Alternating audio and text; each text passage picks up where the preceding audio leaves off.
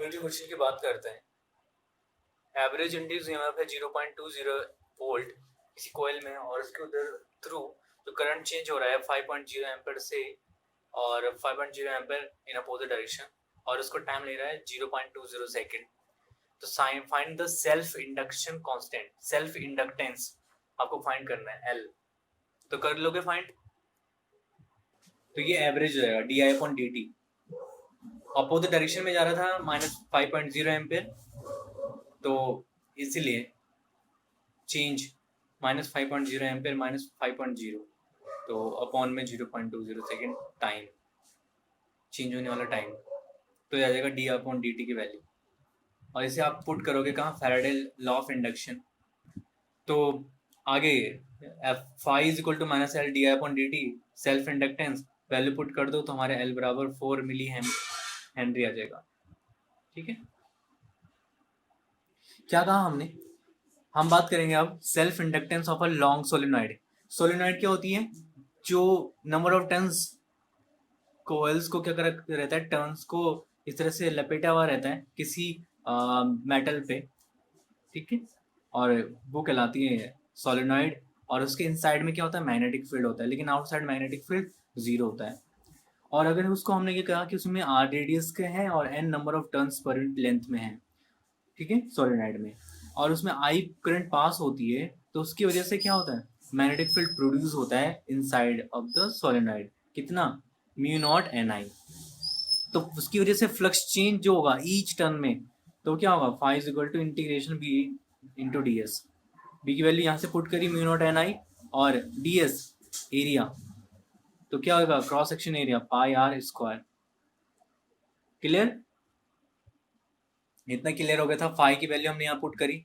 फिर ईएमएफ क्या होगा एक ईच टर्न पे, EMF is equal to minus d phi upon D t minus μ0 n pi are square d I upon D t, because ये सारी values क्या है, कॉन्स्टेंट है, डी आई अपॉन डी टी। अब क्या है, जो नंबर ऑफ टर्न्स पर यूनिट लेंथ को हम क्या मान रहे हैं, n l turns in a length l. तो नेट ईएमएफ कितना हो जाएगा across a length l, EMF is equal to minus n l multiply, और पूरी वैल्यू है एक ईच टर्न की value μ0 n pi are square d I upon D t. ये तो एक टर्न की वैल्यू, एक टर्न की वजह से ईएमएफ जनरेट हो रहा है, और हम बोल रहे हैं टोटल एनएल लेंथ के टर्न्स की वजह से टोटल नेट ईएमएफ। अब इसको अगर हम कंपेयर करते हैं क्वेश्चन नंबर फर्स्ट को सेल्फ इंडक्टेंस वाले फॉर्मूले से, तो एल की प्लेस में क्या वैल्यू है, एल की प्लेस में ये पूरी वैल्यू एल की प्लेस में,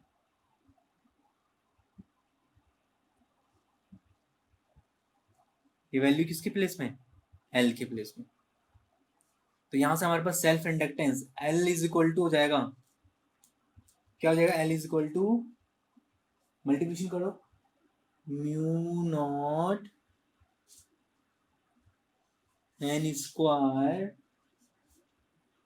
पाई आर स्क्वायर एल।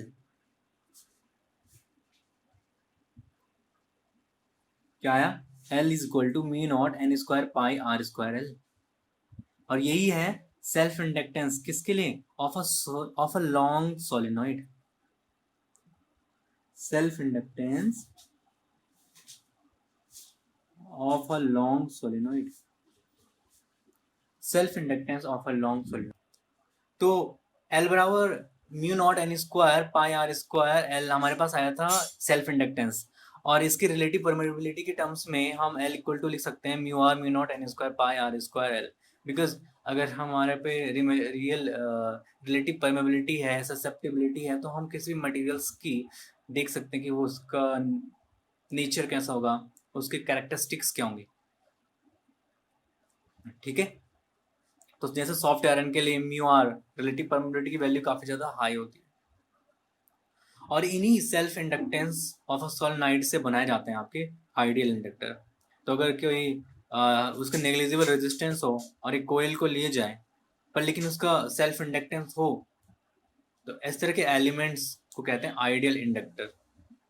ठीक है, और आइडियल इंडक्टर का जो सैम्पल होता है, ये वायर को ऐसे कर्ल कर लिया जाता है ऐसे। तो कहीं पर भी अगर आपको ऐसा सैंपल दिखेगा सर्किट में, तो आप समझ लेना वो किसका सैंपल है, इंडक्टर का। एल।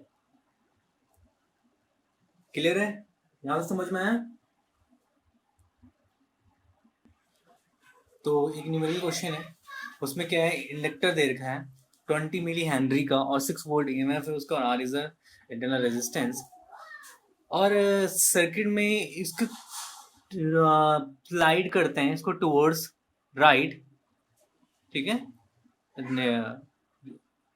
इंडक्टर जो 20 मिली हेनरी का इंडक्टर ऐड है इससे, और उसको स्लाइड करते हैं टुवर्ड्स राइट, तो रेजिस्टेंस इज द सर्किट क्या होता है, इंक्रीज होता है, आर इंक्रीज होता है धीरे धीरे।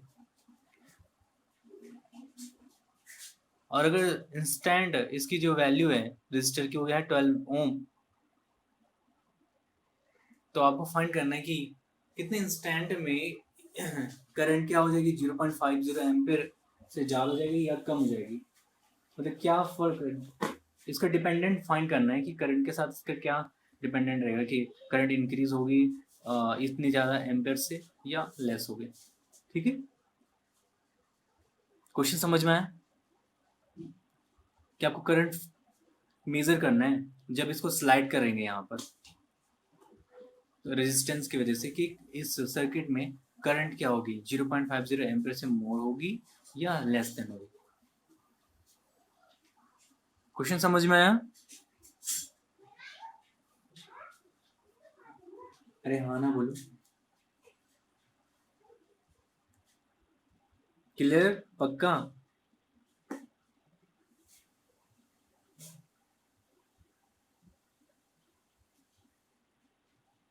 क्वेश्चन समझ में आ गया ना? ठीक, जब इस कॉन्टेक्ट को स्लाइड करेंगे तो उसकी वजह से इंड्यूस ईएमएफ होगा, तो इंड्यूस ईएमएफ क्या होगा, एल इज अ इंडक्टर और D I upon D T. ठीक है, ये कहाँ प्रोड्यूस होगा, is produce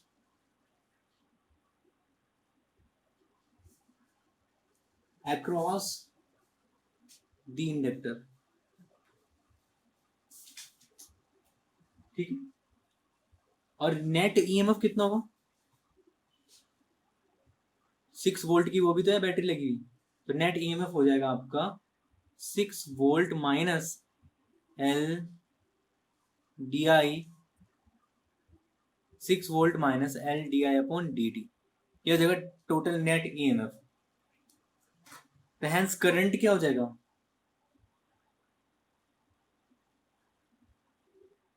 current is I is equal to current क्या होता है, ईएमएफ, यहाँ पे नेट लिखते हैं upon capital are,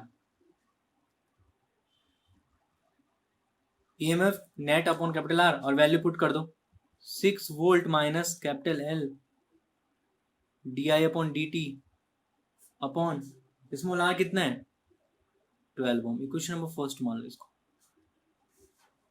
equation number first.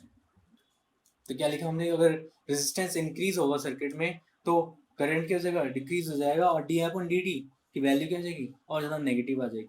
तो ये वाला जो फैक्टर्स है यहाँ पे एल भी रहेगा, सॉरी एल डी आई अपॉन डी टी वाला टर्म्स आ जाएगा नेगेटिव, और तो आई इज इक्वल टू 6 वोल्ट पर 12 ओम, और आपका आई करंट आ जाएगा 0.50 एम्पियर। और हमें ये फाइंड करना था कि करंट क्या होगा, मोर देन 0.50 होगा या लेस देन, तो ये लगभग इसी के बराबर ही आ रहा है 0.50 एम्पियर। ठीक है, अब हम बात कर रहे हैं किसकी, एनर्जी स्टोर्ड इन अ इंडक्टर। जैसे आपने कैपेसिटर में देखा था कि कैपेसिटर की पैरेलल प्लेट्स में जैसे हम कोई इलेक्ट्रिक करंट फ्लो करवाते हैं, मतलब कैपेसिटर चार्ज होता है तो इलेक्ट्रिक फील्ड वहां पे क्या हो जाता है, बिल्डअप हो जाता है, और उसकी वजह से प्लेट्स के बीटवीन एनर्जी स्टोर्ड हो जाती थी। सिमिलरली इंडक्टर में भी जैसे ही इंडक्टर में कुछ करंट कैरी होती है, उसकी वजह से वहां पे मैग्नेटिक फील्ड बिल्डअप हो जाता है, और जब मैग्नेटिक फील्ड बिल्डअप हो जाता है तो वहां पर मैग्नेटिक एनर्जी स्टोर हो जाती है इंडक्टर में। ठीक है, तो क्या कहा हमने, यहां तक हमने लिख लिया था कि जिस तरह से एनर्जी स्टोर करता है कैपेसिटर, वैसे ही इंडक्टर भी स्टोर करता है मैग्नेटिक एनर्जी को। तो यहाँ पर टोटल ईएमएफ क्या हो जाएगा बैटरी का, EMF minus L D I upon D T equals to I R के इक्वल, और बोथ साइड में आई डी टी की मल्टीप्लिकेशन कर दो तो क्या हो जाएगा, ये टर्म्स तो कैंसिल हो जाएगा, आई स्क्वायर आर डी टी, इसको इधर लेके आ जाओ और ये टर्म्स को थोड़ा एडजस्ट कर लो। फिर यहाँ पे हमने क्या लगा, इंटीग्रेट करा आई डी आई को, इंटीग्रेट करा 0 से t लिमिट्स में, आई स्क्वायर अपॉन 2, तो ये कहा गया हमारे पास हाफ एल आई स्क्वायर। ठीक है, ये नाउ आई डी टी का मतलब क्या है, i D t is the charge flowing, charge ही तो है आई डी टी क्या है, charge flowing through the circuit. और कब, टाइम जो चेंज हो रहा है टी से T plus D T, time जो चेंज हो रहा है। इतना समझ में आया?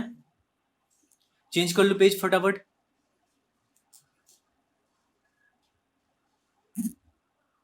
हमारे पास ये question I, EMF I D T 0 से t I square R D T plus half l i square, तो इसमें जो तीनों टर्म है, EMF आई डी टी क्या है, EMF आई डी टी है work done by the battery in this period, और इंटीग्रेशन 0 से t आई स्क्वायर आर टी क्या है, वो है थर्मल एनर्जी जिसे हम कहते हैं जूल हीट लॉ, और हाफ एल आई स्क्वायर है energy stored in the conductor, और इसे डिनोट करते हैं यू से, यू से, और U is equal to half l i square, यही energy stored in the inductor. हो गया क्लियर है इतना?